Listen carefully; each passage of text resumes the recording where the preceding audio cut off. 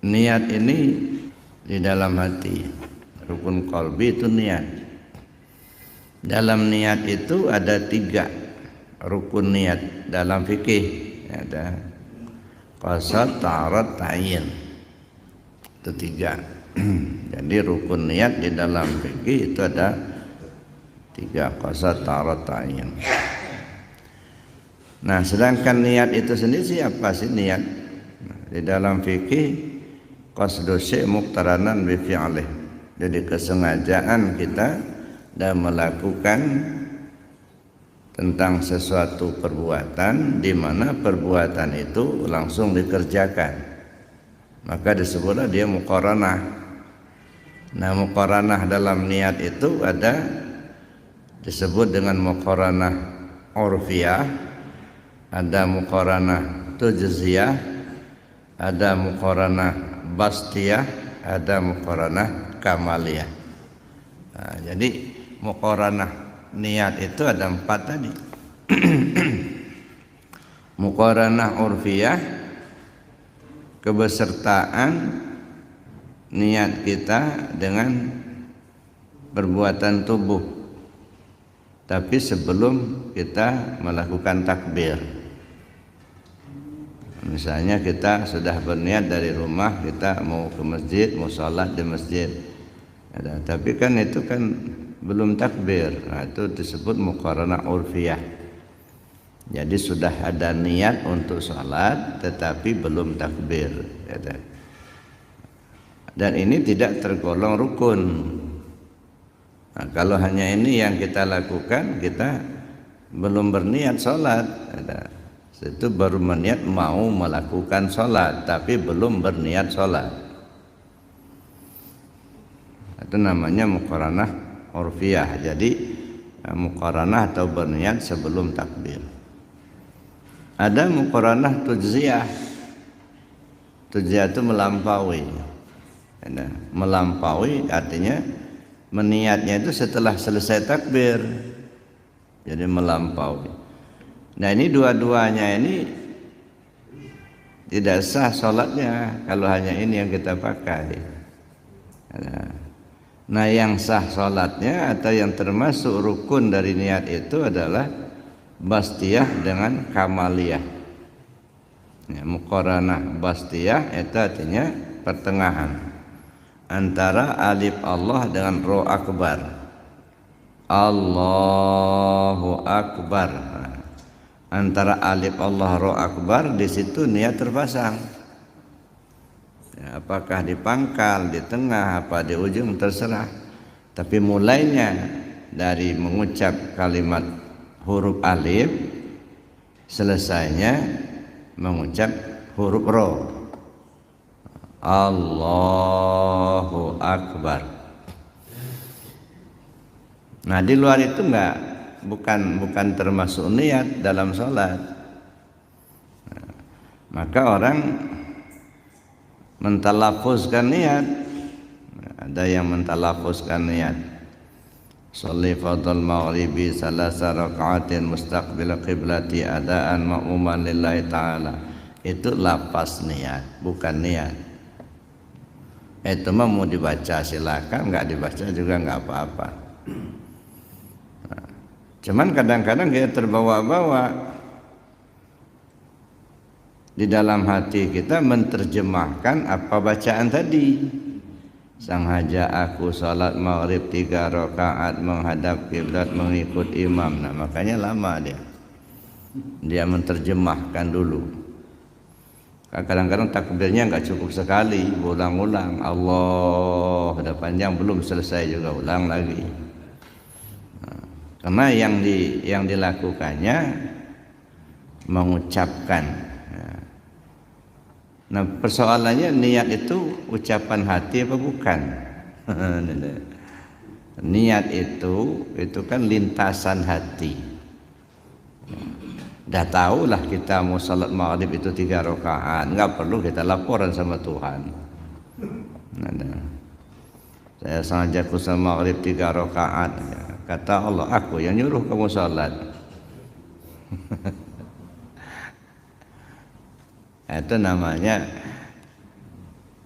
mengikuti apa ya talafuz niat tadi. Ya yang mau begitu ya boleh-boleh saja, silahkan saja ya. Nah, kita tidak melarangnya, tapi apakah iya seperti itu? Itu dia. Mungkin dalam konteks kajian syariatnya ya itu fikihnya begitu gitu. Makanya kita nggak bisa menyalahkan karena ya fikihnya yang diucapkan tadi. Nah sekarang kan kita kaji tasawuf ini Pak. Apa iya harus kita ucapkan sengaja aku salat maghrib 3 rakaat? Aku salat. Pakai apa kamu salat? Pakai berdiri. Berdiri kenapa? Puasa. Puasa punya siapa? Punya aku itu. Ngapain ngaku punya kamu? Aku yang punya puasa. Ya, kamu melihat itu basar aku. Kamu bisa baca ini baca itu ilmu aku itu. Kamu bisa mendengar itu samanya aku. Oh kamu datang dari rumah ada keinginan musa itu iradat aku.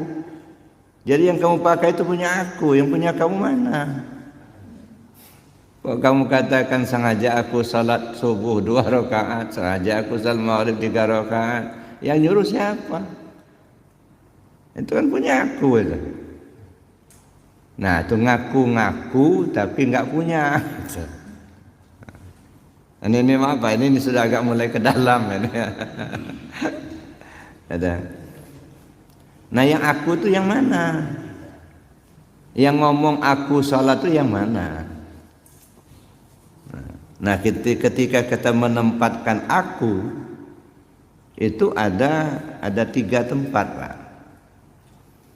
Ada aku ditempatkan pada tubuh, ada aku ditempatkan kepada ruh, ada aku ditempatkan kepada rahasia.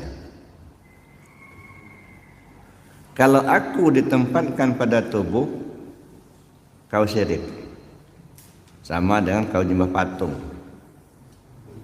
Kamu jadikan tubuhmu jadi patung, itu yang kamu sembah. Belum menyembah Allah, belum. Kalau aku itu kau tempatkan pada tubuhmu, katanya nyembah Allah ya, tapi nyembah patung. Kalau aku itu kau tempatkan kepada ruhmu ya, hanya berhenti di situ saja, itu sama dengan menyembah nafsu, belum menyembah Allah. Nah tapi kalau aku itu kau tempatkan pada rahasia dirimu, nah itulah baru yang ngomong itu akunya rahasia, itulah bukan akunya tubuh. Nah di sini seringkali antara syariat dengan hakikat itu bertolak belakang. Maka orang ngomong al-halat itu salah karena dia mengaku Tuhan. Saya tidak pernah baca kalau al-halat itu ngaku Tuhan. Cuman yang saya tahu dia mengatakan anal haq. Nah ketika dia mengatakan anal haq itu sebenarnya isi hatinya itu siapa? Nah kita yang mendengar keluar dari mulutnya al-halat. Maka kita mengatakan al-halat ngaku Tuhan kan, karena kita yang nuding itu, kita yang nuduh. Jadi tuduhan kita sebenarnya apakah benar dia mengatakan enggak? Yang mengatakan anal haq itu siapa? Bukan al-halatnya. Rahasia pada al-halat. Rahasia pada al-halat itu siapa? Ya Allah itulah. Nah kalau Allah ngaku Allah ya wajarlah. Nah di sini dari mana kita memandang? Ya, itu satu Pak. Jadi makanya saya kata kembali kepada niat. Niat itu siapa? Apakah niatmu sengaja kamu salat maghrib 3 rakaat mengikut imam? Apakah sengaja kamu salat subuh 2 rakaat menghadap kiblat mengikut imam? Apa isi hatimu itu? Nah kalau kamu yang melakukan itu, pakai apa kamu melakukan? fasilitas yang kau pakai itu milikku. Nah, tinggal kita memanage hati tadi.